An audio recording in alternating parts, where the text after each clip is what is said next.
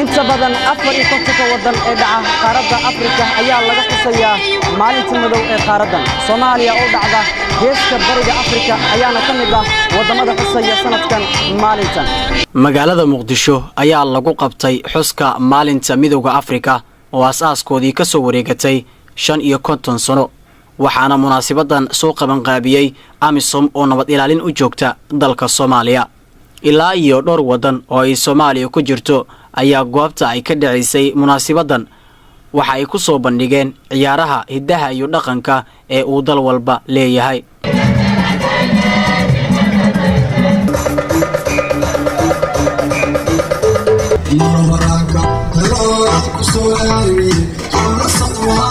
munaasabadan ayaa waxa ka soo qayb galay mas'uuliyiin ka socotay dawladda federaalka Soomaaliya safiirada Talyaaniga iyo Shiinaha u fadhiya Soomaaliya iyo mudanayaal ka kala socday qaar ka mid ah dalalka qaarada madow ee Afrika waxa ayna badi hambalyo u dirayeen shacab weynaha qaarada Afrika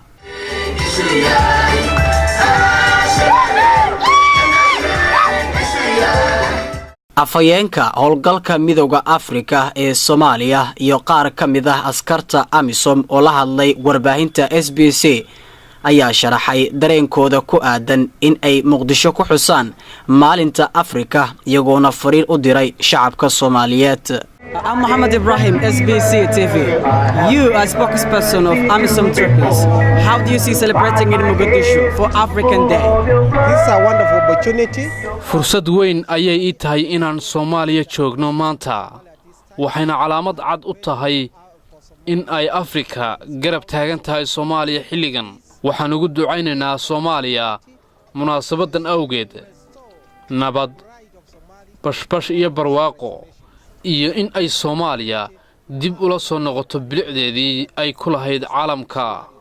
I'm encouraging all women to unite, work together, be strong, stand up as women. Waxaan ku dhiirigelineynaa dhammaan haweenka in ay midoobaan oo wada shaqeeyaan isla markaana ay isgarab istaagaan haween ahaan oo nabaddu ay ka shaqeeyaan.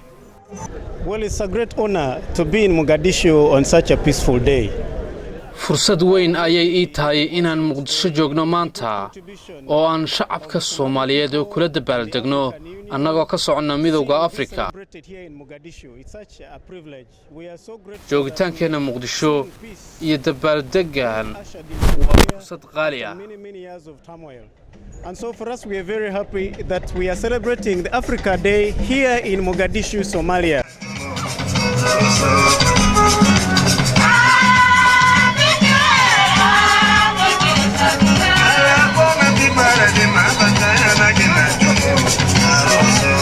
sanad waliba markii la gaaro maalintan oo kale 25 bisha May waxa qaarada madowga Afrika laga xusaa maalinta lagu magac daray maalinta Afrika Maxmamed Ibrahim Bulbu raadiyaha iyo telefishinka SBC Muqdisho